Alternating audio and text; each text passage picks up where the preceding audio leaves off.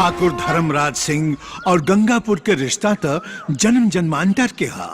एहिजा आज भी इनकर पूर्व जन्म के नेकी के बखान गावल जाला। पंचायती अखाड़ा में आज भी ठाकुर साहब के फैसला के भगवान के आदेश मानल जाला। लेकिन ई कैसन पंचायती फैसला जो ठाकुर धर्मराज सिंह के खानदान में विद्रोह के साथे साथे पूरा गांव खातिर परेशानी के सबब बन गई। छोट भाई बिशंबर बागी बन गईले। ठाकुर साहब के वचनबद्धता पर सवालिया निशान लागल शुरू हो गई। ताईजा सबसे पहले ही जानल जरूरी बा कि का रहे ओह दिन के पंचायती मुकदमा। धर्म और पंच के तरफ से तहरा के पूरा छूट बा। ठाकुर साहब सामने खड़ा ही बिशंबर काल रात के हमरा साथे दुष्कर्म करे के कोशिश कैले बा। बिशंबर हमार छोट भाई है, फिर भी बिशंबर के खिलाफ एक भी सबूत या गवाह मिल गए तब फैसला बाद में होई। पहले इनके कपारे पर 100 जूता हम इन्हें गिन के मारब। हम बानी बिशंबर के करतूत के चश्मदीद गवाह। ई लड़की जोन कह रहल बिया उसोले आना सच कह रहल बिया। देखा झूठ बोल रहा हमरे खिलाफ षड्यंत्र। खानदान के नाम पर कलंक, हमारा गुंडा। आज के बाद हमारा तो हर कोनो संबंध नहीं थे। भाई के रिश्ता खत्म हो गए। ठीक है कल सोतेला की सोतेले। बस हमरा बिटुआ बस। का जरूरत रहे रोवा के पंचायत में गवाही देवे के और वो बिशंबर जैसन सांप से दुश्मनी लेवे के। देखा गोपी के माई, अत्याचार के खिलाफ के घुटना टेक देला ना वो मर्द ना मर्द होला। आ तू कहे चिंता करतड़ी? अरे तोरे पास तो हमार ये दूधू गो शेर बाणे से। आजा गोपी आजा। हमरा अगर कुछ हो गइल ना तो ये दोनों हमेशा साया बन के तोरे साथे रही हैं। शुभ शुभ बोली जी।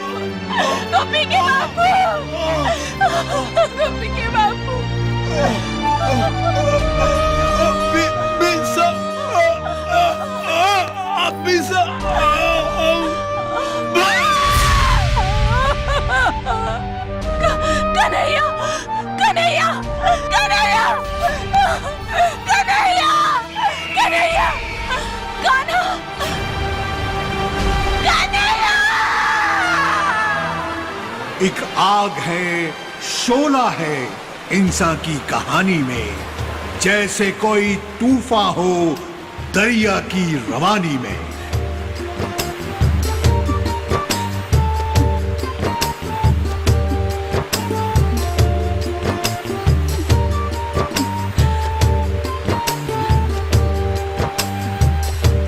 अरे मोती, इतना जल्दी हम न मरब। हमने के बहुत दिन देखे के बा मोती, बहुत दिन देखे के बा। हट।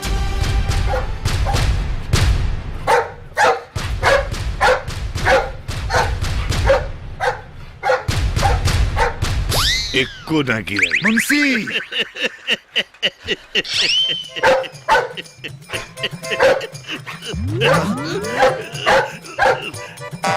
गोली चलाई, गोली चलाई। गोली कैसे मारी? एक एक तो गोली रहे।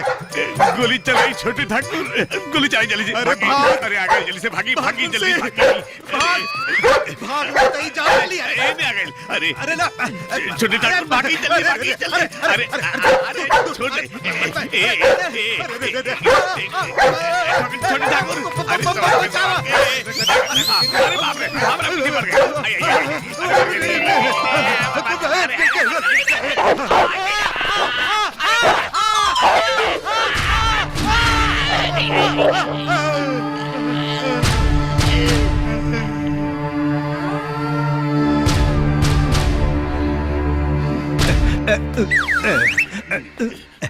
अरे मुंशी, मन तो करता कि गोलियां मार दी। जब कहने रहने की गोली मार दी तो सुथनी नोचत रहनी। ए मुंशी, अरे कैसे मरती? गोली एक के गुरे है, खत्म हो गई।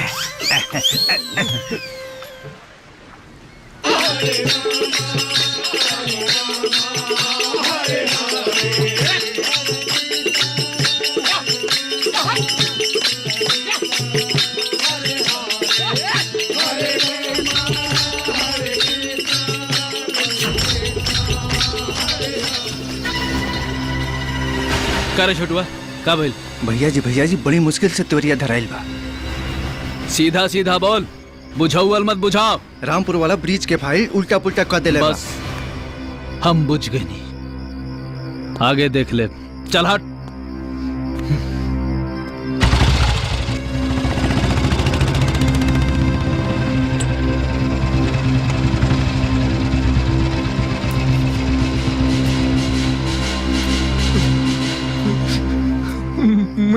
मुन्ना बाबू माफ कर दो मुन्ना बाबू, हमरा से गलती हो गई। अब ऐसा गलती ना हुई मुन्ना बाबू।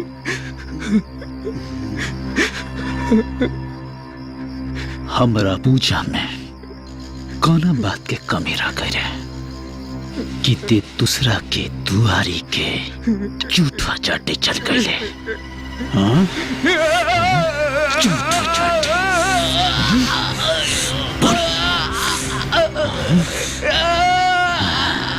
माफ कर दी सरकार, अब गलती ना हो पाई सरकार। माफ कर दी। हाँ? दोबारा गलती खाती माफ कर दी। ना हुई सरकार। माफ कर दी। माफ कर दी। माफ कर दी तोरा के। हाँ! माफ कर दी।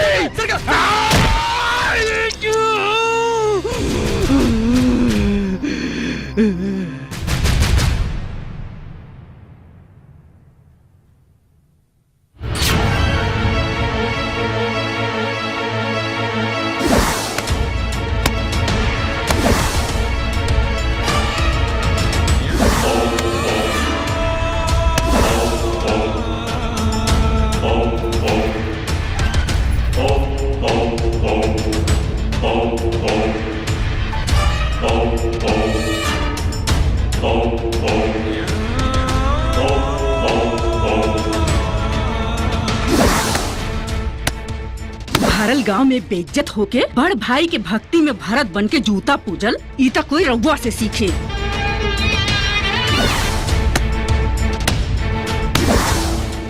सौतेला भैया, सौतेला।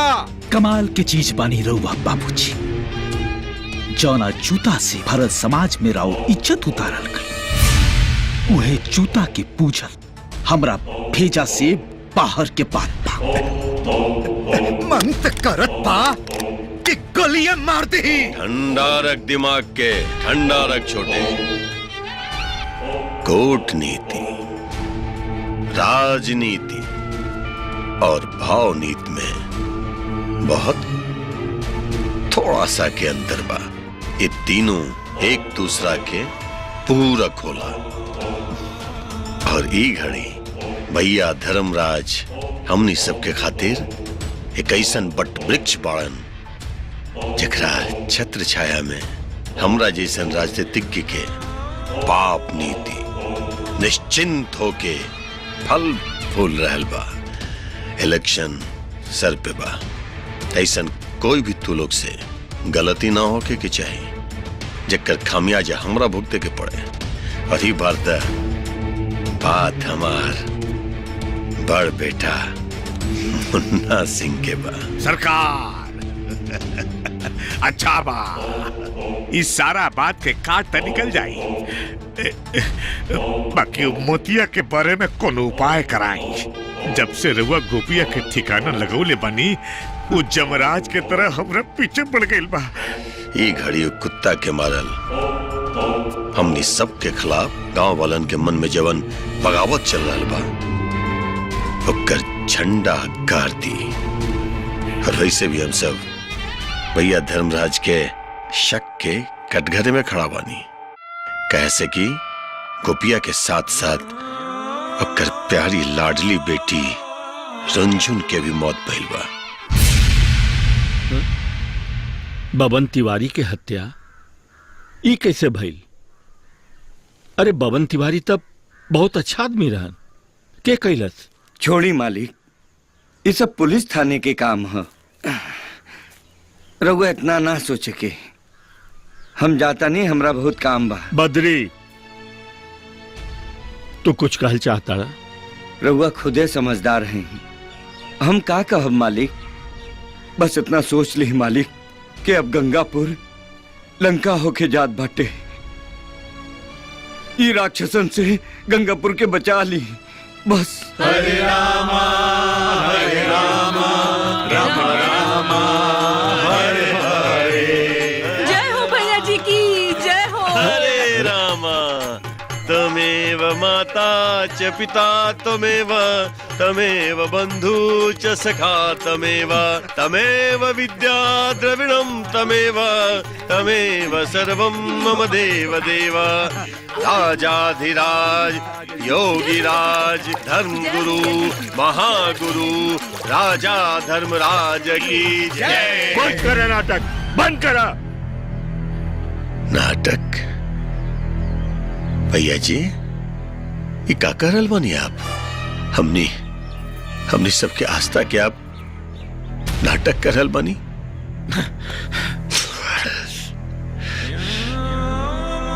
कल है बाबूजी आए लले सपना में। अब तो पहले हमरा जूते जूते मर ले। कले कि अरे मूर्ख अज्ञानी, अपन बड़ो भाई के चरण बदना कैसे भुला गेले। भले तो दोनों के माई अलग बाड़ी लेकिन बाप तो एक के हवे। आप नाटक करल बनी भैया जी। माफ करी ताऊ जी, तनी काम काज के चक्कर में राउर आशीर्वाद देव में तनिका देरी हो। अब की ऐसा आशीर्वाद दी कि हम हूँ गंगा नहा ली। इनकर मतलब इलेक्शन से बा भैया जी। बस एक बेरी पूरा दिल से।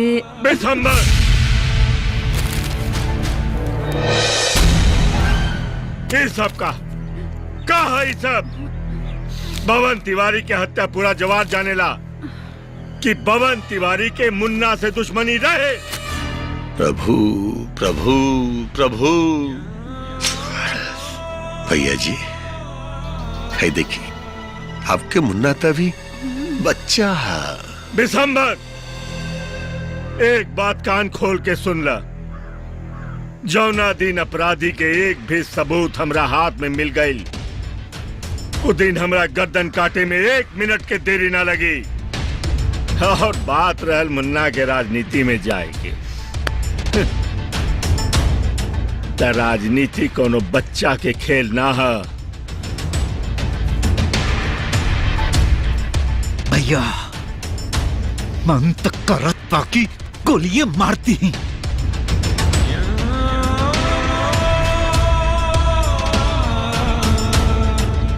प्रभु है आप।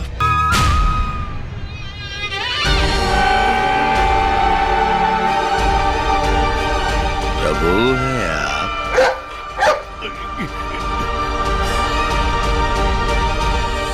माई गंगा माई, आपके हालत देख के तो लगा था कि रस्सी जल गई, लेकिन ऐठन ना गई। लेकिन अभी भी आपके सुधर जाके चाहिए। ऐसे कि भरल जवानी में पति के मार देली, अरे बुढ़ापा में जवान बेटा मर गया। अभागी अभागी हम नहीं बिसंबर, अभागा तू बाड़े। काहे कि अब तोर पाप के घड़ा भर गयल बा। अब तू इंतजार कर, कहिया फूटी और कब तोरा के मुक्ति मिली। पगला गेल बाड़ी तू। और एक बात कान खोल के सुन ले बिसंभर, हर बुराई के अंत करे के खातिर अवतार जरूर होला, जरूर।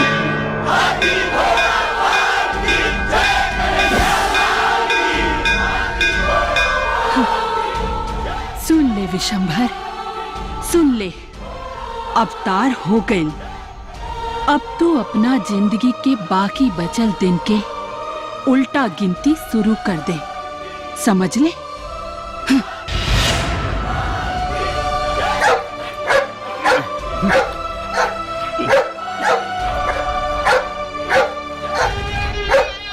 प्रभु है आप। सरकार, सोचत का बानी पूरा गांव सन्नाटा में बा। यह समय बा एकरा के खत्म कर दी। मन तक करत बाकी गोलियां मार दे। भाई जी, टोटवा भरी का। अरे तो मुंह का दिक्कत पड़े तो लोग जो जाके मार के अगरा फेंक नदी में। अच्छा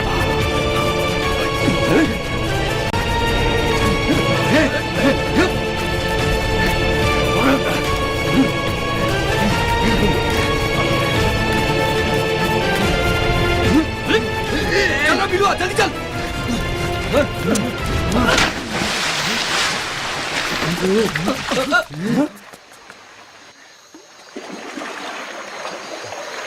डूब गई कुकरा। चलो सन।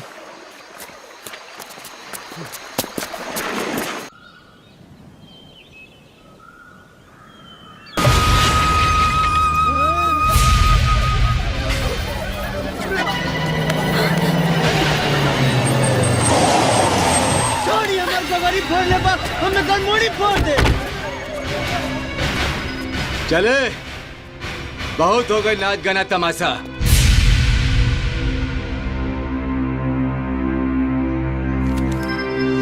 ई बार सरकारी नोटिस लेके आयल बानी बस्ती खाली करावे खातिर। तोहनी लोगन के पास 1 घंटा के समय बा, पूरा बस्ती खाली कर दिया, नहीं तो एक एक के बस्ती से खींच के बाहर निकालल जाई। ए चवनी छाप पॉकेट मार। ई शरीफन के बस्ती है, कोनो दारू के बोतल नहीं खे जे मुंह लगेले और खत्म हो गई। शराफत से गोर झाड़ के यहाँ से चल जाओ, वरना बेटा मारा वाला घसीटा वाला। बम फोड़ दे तारा माई की कराई पूरी छानो।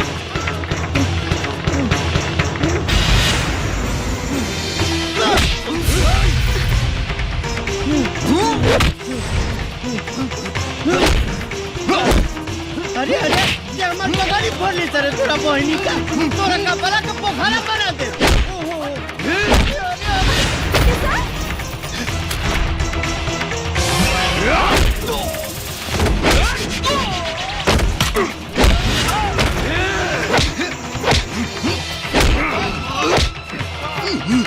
चलो घरे। ना जाए, मारो। झगड़ा करे आगे, चलो। ले जाओ पकड़ा छोड़ के, ले जाओ। ले जाओ पागल का तू, मार दे लोग बछेरे। मार दे, बच गोर हाथ टूट के रख दे। हाँ, ले जाओ चला घरे।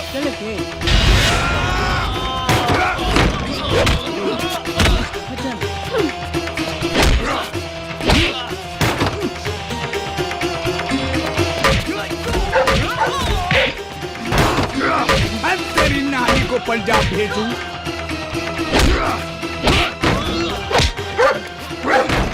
मार कहीं क्या और भाग। एक बात जान, आज के बाद अगर ये बस्ती की तरफ आग उठा के देख ले तो तुहार आंख निकाल के तुहार पॉकेट में डाल दे। और एक बात, आज तो सिर्फ हाथे गोड़ तोड़नी है, अगली बार हाई जा जिंदा गाड़ देव, समझ ले। हाँ? निकाल। अरे जा हट। अरे बड़ा तोरे से पंगा ना इसी के लिए भैया तू बड़का भाई हो हमरा के जाता चल तानू तोरा कटला के बाद 14 को इंजेक्शन वो पेट में पड़ी। भाग बेटा कन्हैया बाप रे। अरे बाप रे बाप प्राण गए बाबा। ए देव हमारे पीछे क्या है बड़ा भाई। छोटा भाग कन्हैया।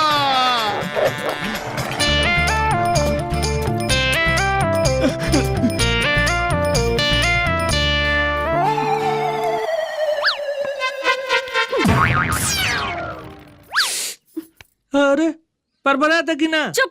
ओकनी के गुंडा मवाली हवेसन। ओकनी के जिम्मे सिर्फ लड़ाई झगड़ा ही बा, लेकिन तोहरा संगे हमार जिम्मेवारी जुड़ल बाना। हमा के तोहर पत्नी हई। हम कहले रही कि हमार पत्नी बना, हमरा से बियाह करो। हम ना बतिए जा। तबला की टांकी तो बढ़िया बा। गंगा मैया से रउआ के प्रसादी के रूप में पौले बानी। रउआ देह पर एक खरोच भी ना बर्दाश्त कर सकेनी। 16 साल सोमवारी करके हम रउआ के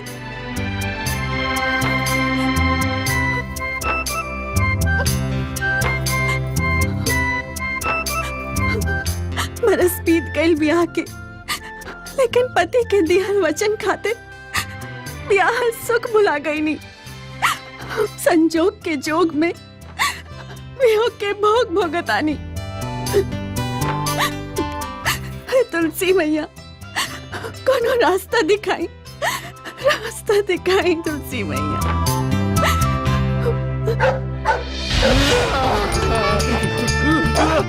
अरे भाग रंगीला भाग।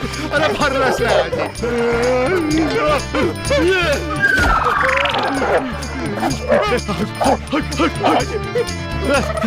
कटिया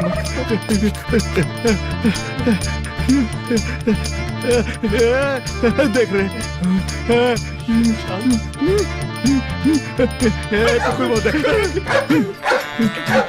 हे भैरव काल बन के हमारे पीछे काहे पड़ल बाड़ा भाई। ए तू समझाना भैरव। मान जा भैरव।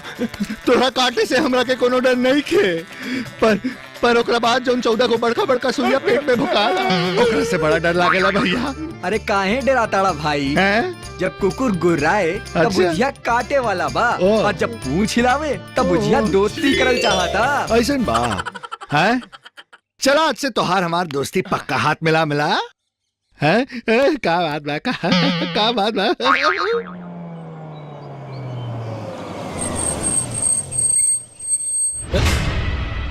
का भेल बद्री? सामने कोनो औरत खड़ा बाड़ी मालिक। औरत? गंगा बहन?